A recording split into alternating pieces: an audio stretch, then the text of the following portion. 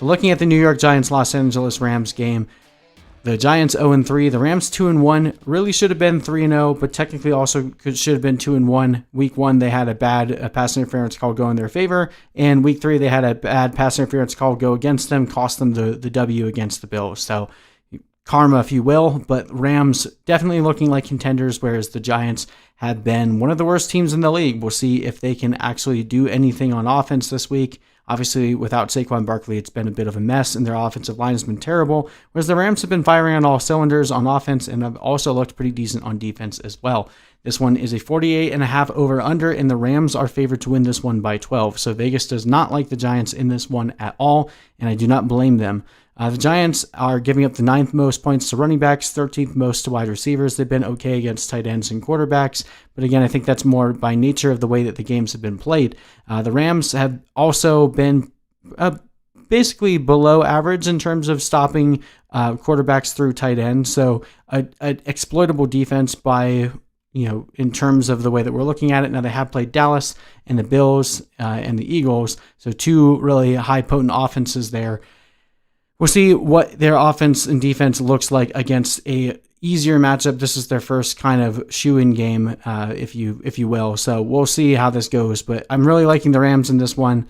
Overall, looking on the Rams side first, we're going to start all of your main guys here. Jared Goff, I think, is a good stream play this week. Cooper Kupp had a great game last week, should have another good one here. Robert Woods, solid every single week, and I think you can throw Higbee back out there, even though he's been up and down thus far.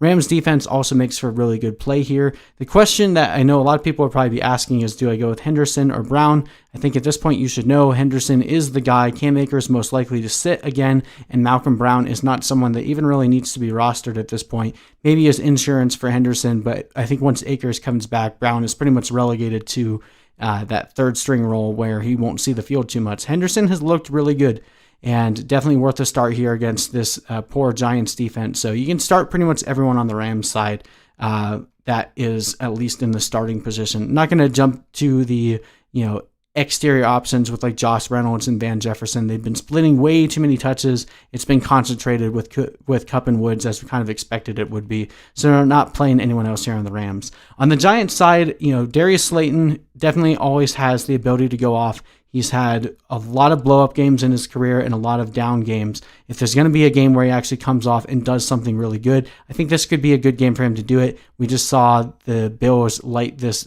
secondary up, and even the Eagles didn't look too bad against the Rams. So if there's going to be a game that Slayton is going to put up multiple scores, it could be this one. And then Evan Ingram, we got to give him one last chance. I know he hasn't had a tight end one start yet, which is very disappointing considering what we were hoping for him, but they have played a really rough schedule, and I think things ease up a little bit here with the Rams. So if you have Ingram, you can give him one last run here before you throw him on your bench for a while. We're not playing Daniel Jones. I mean, maybe you could talk me into streaming him if you had way worse options, but we're not playing any of the running backs here until we see that situation work itself out. Golden Tate is a guy that you could talk me into playing. I don't have him in my top 36, so that's why he's in my second guess category, but I do think that he has a decent enough game that if you lost Deontay Johnson, Juju Smith-Schuster, a guy like that, and you see Golden Tate on the waiver wire, definitely worth picking up and throwing in this week if you need a spot start.